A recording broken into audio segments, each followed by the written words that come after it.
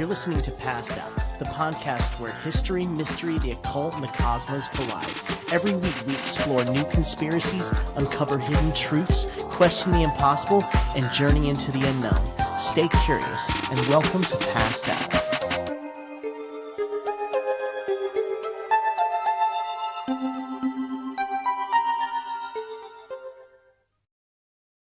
Welcome to Passed Out. I'm Josh. I'm Arash. With us is Rob. Welcome to Highway Robbery, episode 4. Where do we want to start tonight, guys? You guys want to talk about let's talk about Annabelle. Has there been a whole lot of information that's come out around the tour manager's death? Apparently, Annabelle was not in the hotel room when he died. I don't know how much that matters. Yeah, she was in the car, right? So he felt ill, and he still had Annabelle in the car, which is weird because wasn't he at work at the time? So why was Annabelle in the car if he needed to go home for the day? But he was listed as the person to the caretaker, essentially, of the doll, and it kind of, I guess, does make sense for him to be with it at all times. He left it in the car. Signs of his passing led to them believing it might have been cardiac arrest based off what he felt prior to his untimely passing. But he seemed like he was healthy. He was a military man, I thought. No signs of drug or alcohol abuse. So it's just really creepy that he passed away so suddenly. It's kind of weird. Yeah, that's crazy. Yeah, I was like looking up other people that had similar experiences. Yeah, that's better right there. Perfect. Oh, okay. And Okay, no, you're good. And was it like the Ghost Hunters EVP people? I don't remember their names, but they were like all over the news because they had seriously violent clash between the husband and wife or something like that. But yeah, you're talking about the Constantinos. Yeah, I believe they were involved with the Ghost Adventures crew. Yep. And I think they were separated at the time, but I don't remember the guy's name. But Mr. Constantino allegedly murdered his wife or ex-partner, and then turned around and took his own life as well. They kind of covered that on Ghost Adventures. They did some sort of tribute, but it's difficult because when it comes to two people and one person, just doing a murder, and then it's just a hard thing to cover. There's people here in Florida where the kava bar I go to, where they moved to, I want to say Serbia, some Eastern European country, and it was the husband who killed his wife and then took his own life after that. And so it's just really sad. Who knows what led to each one of those, but no paranormal activity involved with that one. No, not directly. For the Constantinos? They were, well, because like they were doing EVP stuff, so they could have had like, who knows if they had something like, get inside their head, during one of those sessions where they weren't able to hear it straight off, they're only able to hear the recordings. I don't know why you would become an EVP specialist if you couldn't hear them straight off anyways, because that... Can you guys explain what EVP is to our listeners who don't have any idea about paranormal research? So, electronic voice phenomenon is studied by using like a recorder, and I don't know if there's like something specific about the recorder that makes it special, or if it's just 'Cause I've heard of like designated like audio recorders that are specifically for EVP, but it's like you're it's kind of like a spirit board or a Ouija board, right? Like you're getting answers, putting together a chain of communication that breaks the barrier of reality, just like a Ouija board would, or a pendulum, depending on how you use a pendulum, and which is typically only used as a divination tool, but can be used as a means to make connections. But so yeah, they were basically asking questions, and then they had this audio recorder going, and then they would listen to the audio recordings afterwards, or at least that's my understanding of how EVP recordings work. I've never heard of them being more difficult or complicated than that. Um, It uses different frequencies though, right? Like It's recording. something, yeah, it's something like that. Kind of like how those, like there's spirit boxes too, where you can ask the questions, and then what the spirit box is doing is it's like shuffling through a bunch of different radio stations or something like that, or different frequencies, and it's picking up all these different syllables, and in some cases it creates a sentence. Now, is that, randomness, or is there, a format, of logic to that? Who knows? But it's definitely, I've heard of it having some relevance. Just, this is really hard stuff to prove. Um, but yeah, in September, they were both found dead after a domestic dispute that involved a police standoff. Just completely insane. Talk about the Constantinos. Yeah, this was a few years ago though, right? 2015. Man, almost 10 years now. Yeah, up in Sparks, Nevada. I didn't Wow. know that happened there. A lot of paranormal research seems to be in Nevada. Ghost adventures. It could be the people that they brought on that were in the paranormal community within Nevada, because Zach Bagans is known to not being privy to traveling by air, kind of like John Madden back in the day. So, especially with the more recent seasons, he's been going more by bus, staying in the California, Arizona, Nevada, Southwest area of the country. Right. Do you find any more suspicious deaths regarding the paranormal communities? Actually, yeah. So I was looking at a channel belonging to a creator. Her name is Black Witch Yaya, Blaque, Witch, and then Yaya. And she had pointed out this story about a girl named Caitlin Reston. She was a 19-year-old from Virginia Beach, and she passed away unexpectedly just the day before 420 in 2020.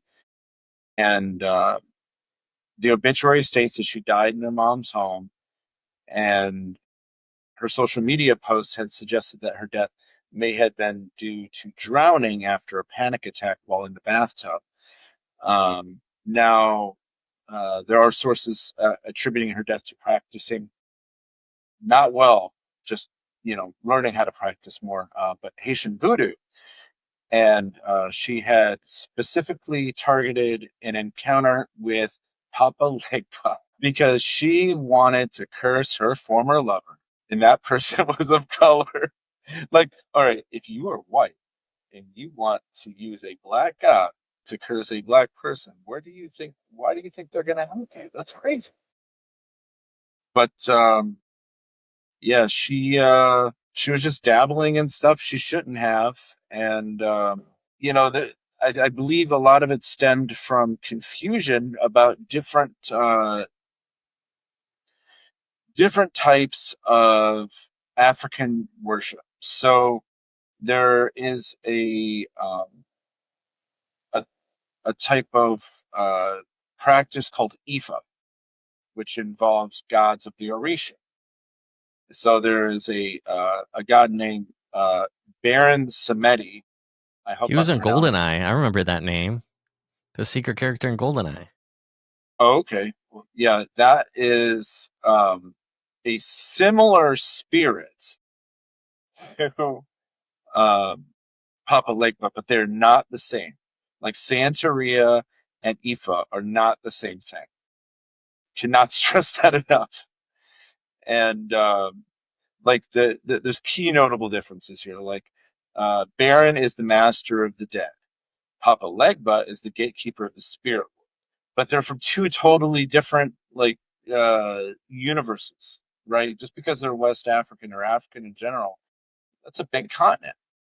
There's a lot. There's a lot that comes from out there, and not only that, Ifa is more of something that I believe is more popular with. I wish I could remember this fucking word right now.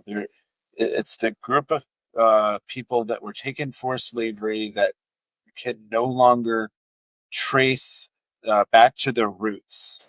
I can't think of the actual name. Let's not guess on that. It is a very specific name, but or word for it. But I just can't. There's just a lot of key differences between. She was getting the deities mixed up. She was getting the styles of worship mixed up. Like she didn't, she was just doing it all wrong. I'm not really sure what her exact process was. But from the people that were talking about her social media posts, her process was messy. And I know when I was first getting into chaos magic before I discovered ceremonial, like Golden Dawn style stuff, shit was getting pretty weird and messy because I didn't know exactly, the full context of, what I was trying to do, because I was just trying to figure out what I was trying to do off the top anyways. Like I hadn't read enough yet. And that's really what it comes down to, is she didn't really contemplate anything, right? Do you think Annabelle had some sort of Santeria or some Baron Samedi magic involved with it? What do you think is the genesis of Annabelle's creation? A demonic presence trapped in that doll, right?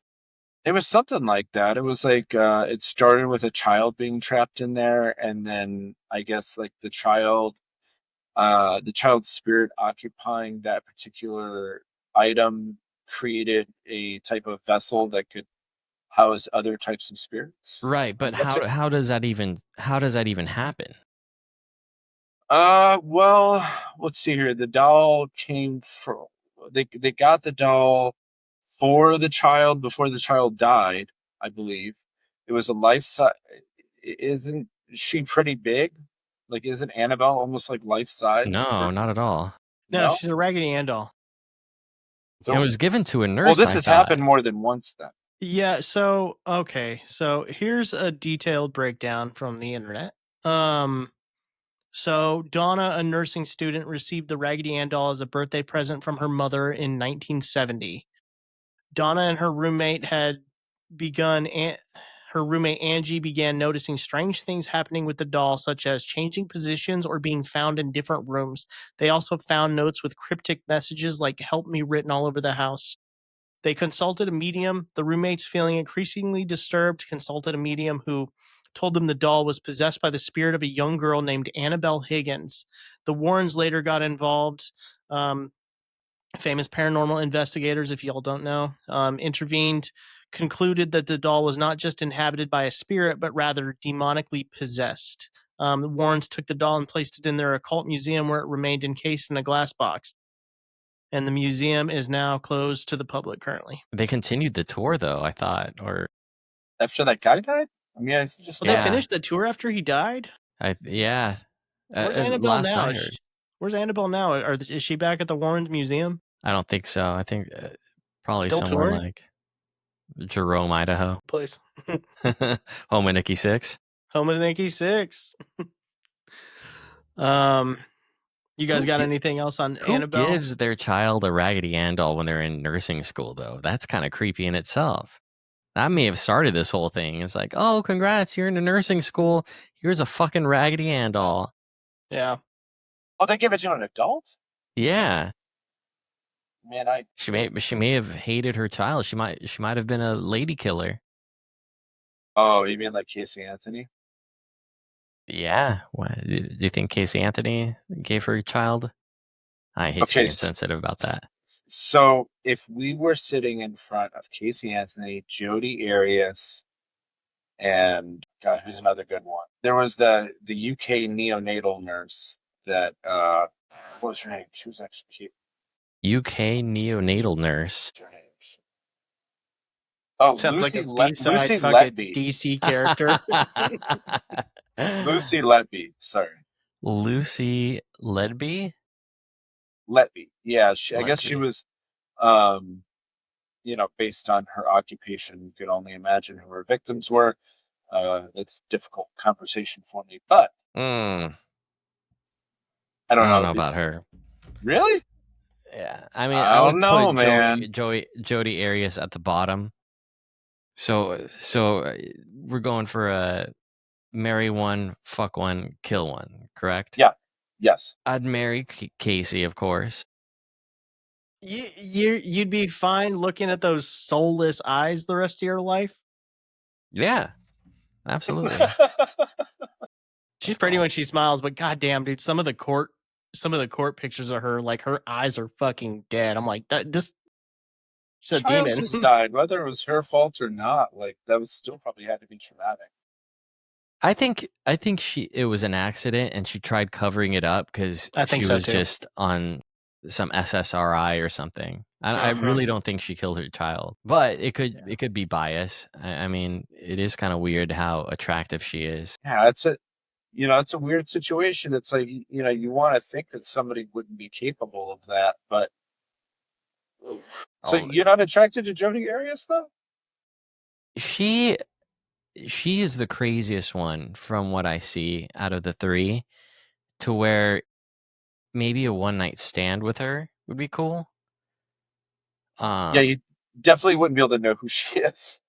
Well, was she the one that took a picture of her dude right before killing him when he was in the shower? Yeah, I think it was her.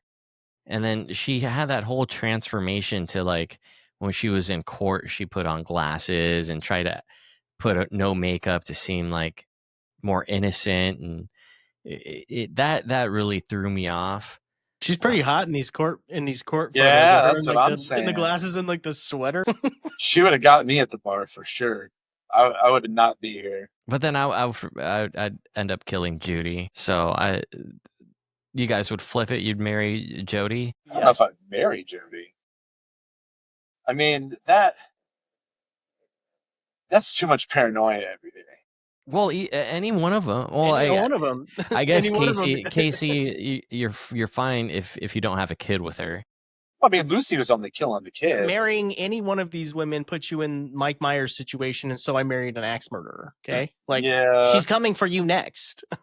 Oh my god. Have you guys heard about from last year? There was a woman named Sarah Boone who zipped her boyfriend up in luggage and he suffocated during a game of hide and seek. I heard about that. That was only last year. No, this was February 2020. Jorge Torres, suitcase murder trial.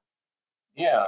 Yeah, he suffocated to death on February 24th, 2020, after being zipped into a suitcase. They thought it would be funny to hop in the suitcase as part of a game. That might have been something kinky. She went to sleep after that. Xanax? Didn't she blame it on Xanax, if I remember correctly? Or Ambien or something.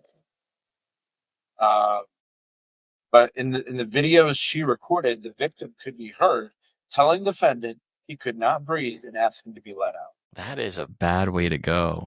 That's a terrible way to go. Do you think it's too late at that point to see if you could suck your own dick? You're already probably in that position already. I don't know, but you're right in the sense that the trial was last year. It got delayed because of COVID and all that. Oh, the murder happened in February. Right. The defense argued that she suffered from battered woman syndrome. She would definitely be in fourth place as far as looks go for our lady killers here. But another Florida woman, it's a common thing. I She was looking looks up like female someone that we serial find. killers, and a lot of them were from the 19th century. There aren't really that many serial killers that are from the 20th or even 21st century that we know of. A lot of them are nurses or some sort of caretaker, and they tend to target children, patients, or someone in their own family. Yeah. I mean, in most cases, murder is usually somebody. For men, the serial killer men tend to target strangers. Sure, but I mean, how many serial killers amongst normal murders? I know I'm You talking know what about I serial mean? killers, though. Oh, gotcha. I was just saying Yeah, serial killers don't make up a very large margin of overall murders. right. I was just saying overall murders Yeah, yeah. Oh, typically would come from somebody you know, because it's a very personal thing. it is. But yeah, I think you had mentioned the disappearance of Amy Bradley. Was there any kind of discovery you made about that recently? So Netflix just came out with a documentary on this. I remember searching on Google after I saw some post on either Twitter or Facebook about the biggest mysteries that are unsolved, and I went down this rabbit hole. The number one case that they had on there was Amy Lynn Bradley, which also another family from Florida. They took a cruise in 1998 that involved Puerto Rico, Curacao, and parts of the Caribbean. And there was a night of drinking at some fancy party in the cruise ship. She was seen dancing with some members of a band, some calypso band. Her brother stated that he saw the bass player, nicknamed Diello, odd name, by the way, uh, getting close with her. And she had mentioned to the brother allegedly that Yellow made some sort of advance to her, which it doesn't really mean anything.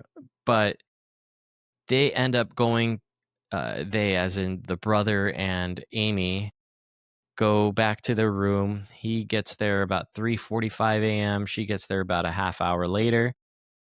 And they go outside to the dock to smoke cigarettes.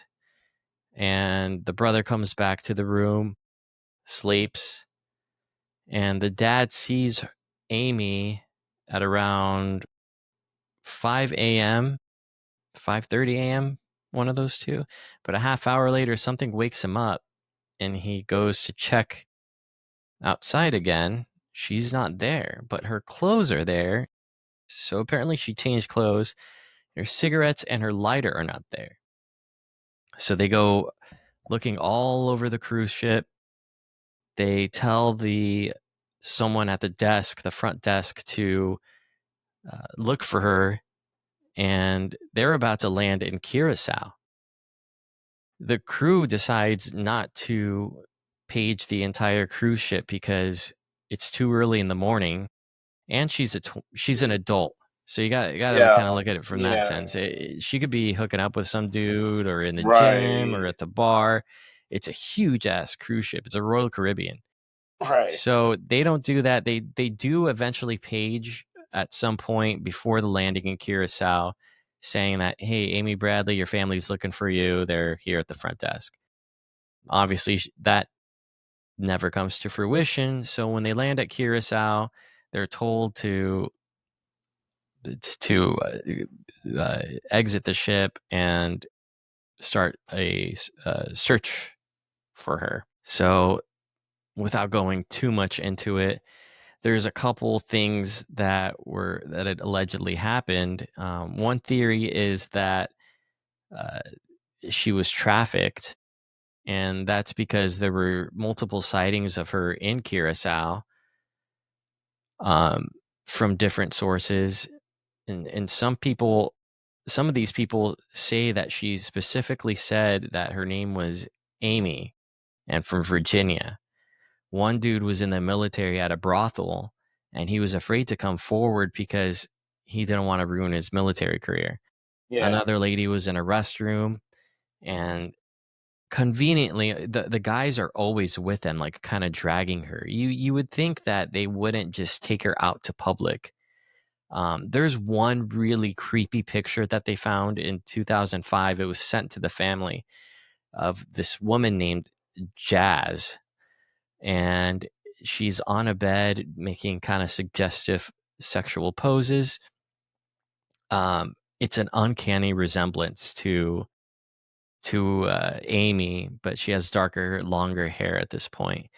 Um, Another theory is that Amy, since she was found to be gay, this documentary spotlights that for the first time, that she may have taken her own life because her father wrote a 3-page letter to her ex-girlfriend saying how disappointed she is and kind of how disappointed he is, and just kind of disapproving of the relationship.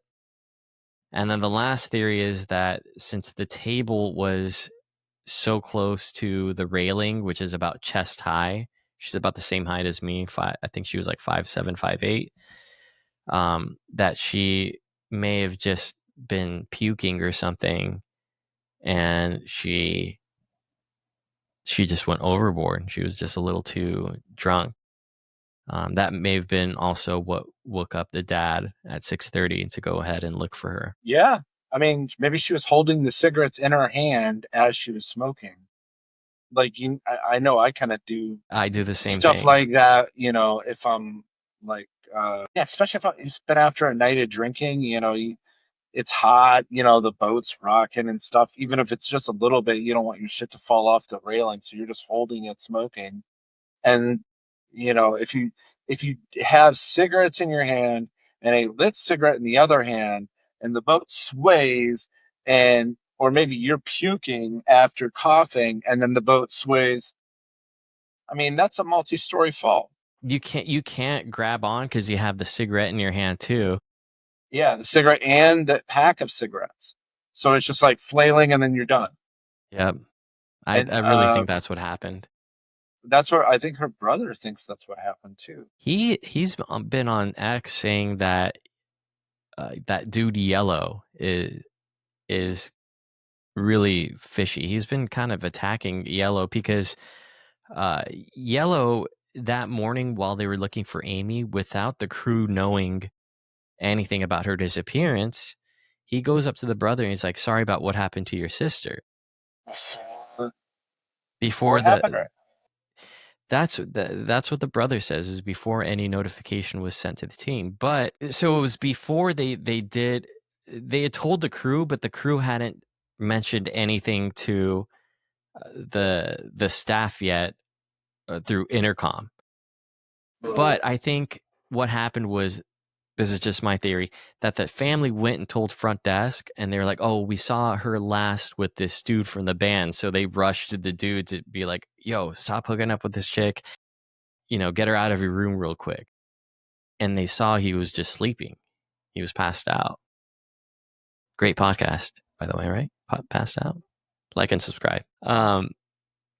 There's just weird things. Yellow's even had his daughter say that he was never the same after that, but doesn't mean anything. He could just feel guilty for it. It could have just affected him. Like, oh yeah, I was dancing with this one chick.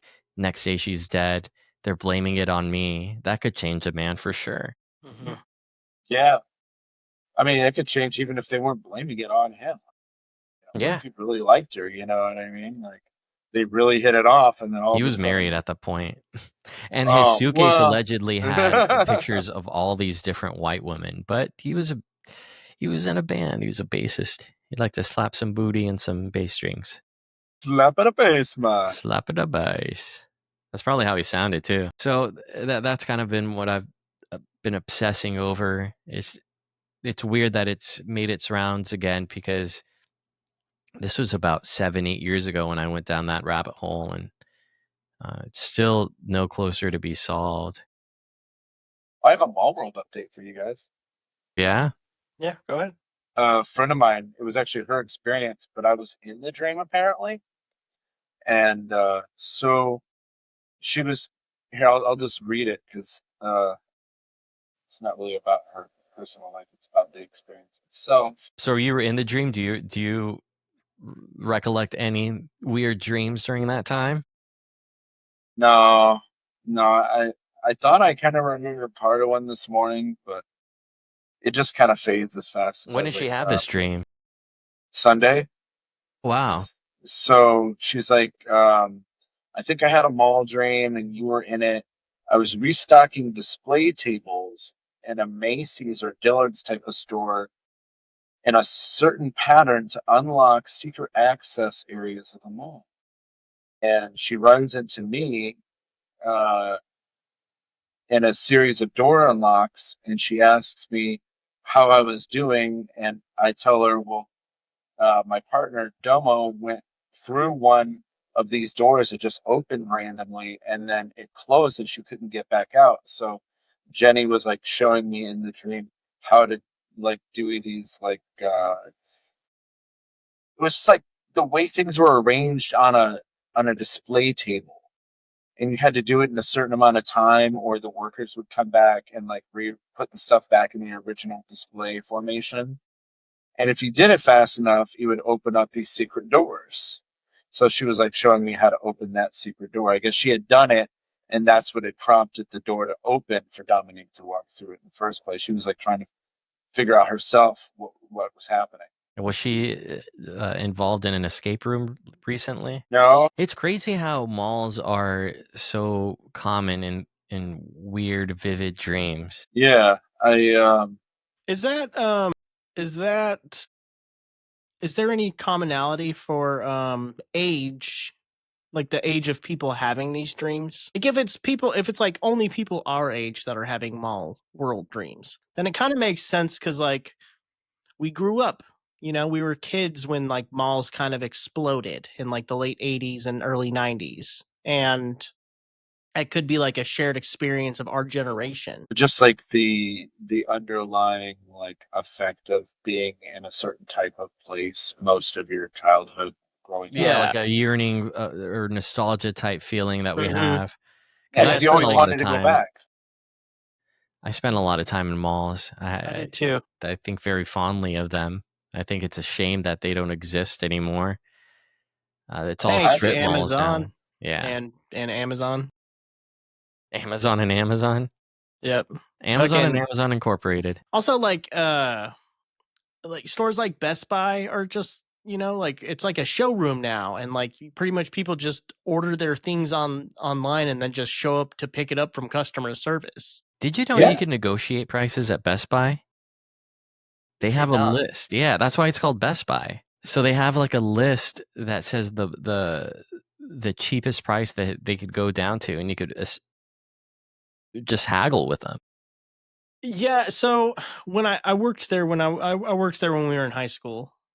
I worked there my senior year, and what it was is they couldn't just haggle the price down. It was a price match. So if like say you brought in the ad and say Circuit City, which was still around at the time, R.I.P. Circuit City had this item cheaper than Best Buy was selling it for, Best Buy would price match to that price so that they would make that sale instead. Okay, So those were our guidelines when I worked there. Maybe it has changed since then, but I'd assume it's probably still about the same. that makes a lot of sense. my Uh, dispensary kind of does that. If there's like a brand of weed that I can get somewhere else that they carry in the store, I can show them like the website for the other dispensary and they'll match that price. Rob's like couponing for dispensaries. Comes I in with a always stack ask of about, coupons. I keep up with my rewards, man. So funny. What do you guys I have it's a little off topic question, but it's still kind of in like the paranormal kind of UFO space. How do you guys feel about Oumuamua? If that's how it's pronounced, it could be Oumuamua. Oh, You so guys, do I you think it's have. a ship or do you think it's a um so Oumuamua is Hawaiian for a messenger from afar. And I think that's really interesting now that um like right out the gate, I feel like people were like, it's an asteroid, it's a big fucking comet. And now, like 2 days ago, I started seeing articles that were like, we're getting some kind of signature from this that could be, a signal. So I thought it was shaped like Oumuamua, and it was something else that they found. But I went Oh, to is it? yeah, yeah, it's Am a I getting this mixed up? Okay. cylindrical shape. But I went Yeah. to this lecture 2 days ago with Dr. Stephen Greer. I'm not sure if you guys know him. He I does do know a who Man, I knew Stephen yeah. that is. is. Yes. And for those of you who don't know who he is, he does the CE5 protocol, which is meditation to attract extraterrestrial beings to make contact with humans. And he was saying that there's going to be a type of disclosure that instills fear in the population, that there's going to be an alien threat, and that this alien threat is not real, because when aliens do finally make contact with us, they are not a threat to the human race. If they were, they would have wiped us off already easily. I could tell you. Necessarily. I could tell you immediately off the top of my head what I think an alien threat to our society is. Okay, well, AI. I thought it's from inside for sure. Like that's how I feel. I feel like AI is just not our friend. But yeah, thing about like the aliens could have wiped us all out already though. Like, what if they're still on their way here? And I'm not saying it's possible. I'm not trying to deny your claim. I'm saying, but like, just that part of it. Like, think about it. Like, there are stars that by the time we see the light, by the time it becomes a wave or a particle or whatever we expect it to be, by the time it reaches us, that star could be dead already.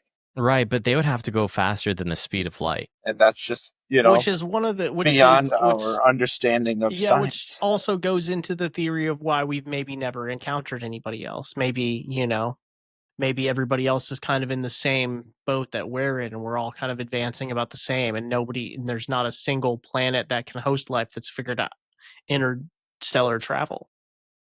That's a possibility too. There's that I forgot what it's called. It's like the blind forest theory, when you're hunting in a forest and you don't want to be seen, because that's when any threat will be present to you. I don't know if I explained that correctly, but you don't want to be seen because you want to be the hunter and not the hunted. Yeah, exactly. Yeah, but it could go both ways. Right? But you want to kind of examine what you're hunting before you make your appearance to it. Yeah. So that could be the phase while we're in right now. But they're finding out that the Tic Tac and other craft that has been portrayed as extraterrestrial or even interdimensional Drones. It's Northrop Industries and Lockheed Martin, the usual suspects. Lockheed Martin and Northrop, huh? So, like, what do they have a base in the ocean off the East Coast and off of San Diego? Like, where you're seeing the highest concentration of these things? Like, there are so many deep underground military bases in America alone that it's just ridiculous. A lot of them are in California,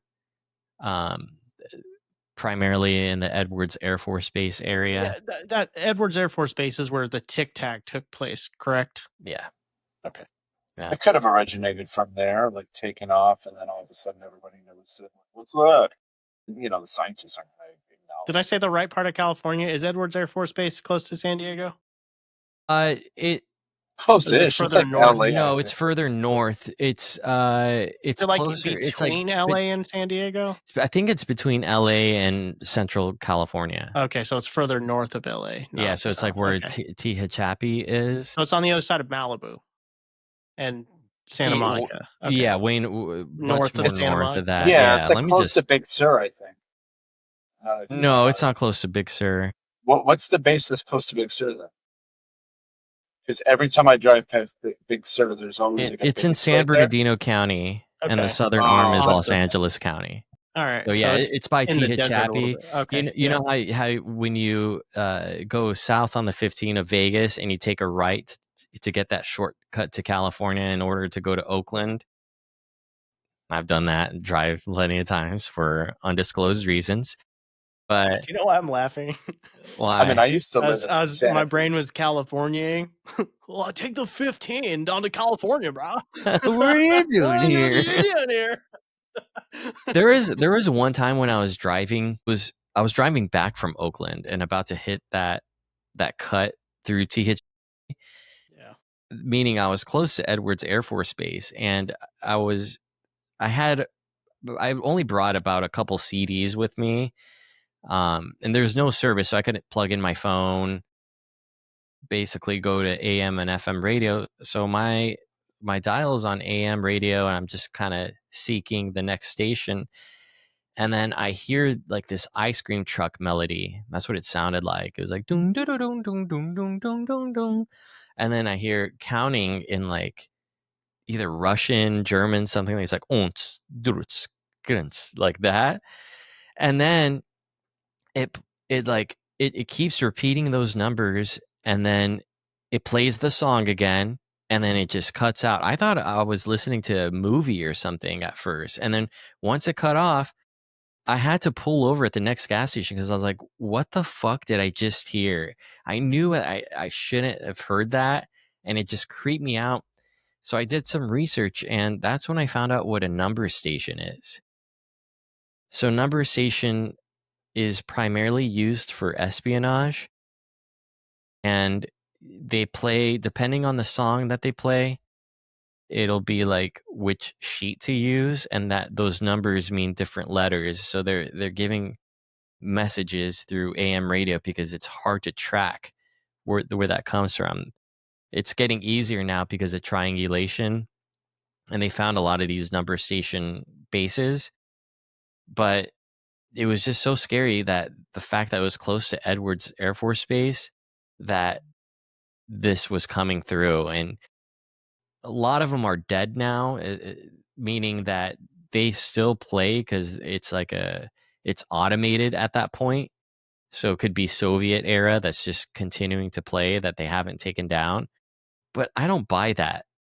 I think there's I mean, definitely is still espionage going on from Russia, from Israel, from you name it, even allies of the United States. I mean, Israel's an ally, but uh, the European Union, So, are these like auditory codes? Like, how do these number stations work?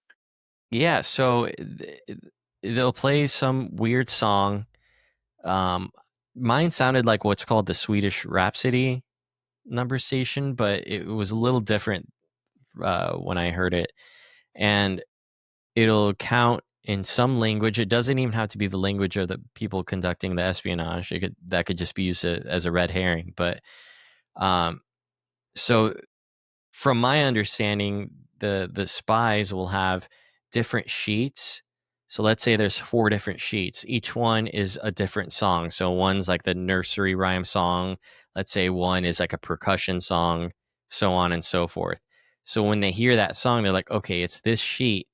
And that specific sheet has like A is 8 and B is 2. And they just like use cryptography to figure out what the message is. And it could be like, drop off at this time, or who knows what the fuck they mean.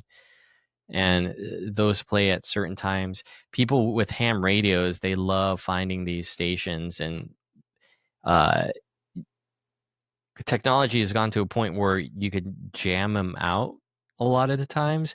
But even through that, they'll play like different frequencies and do what do you call it when you send like an SOS?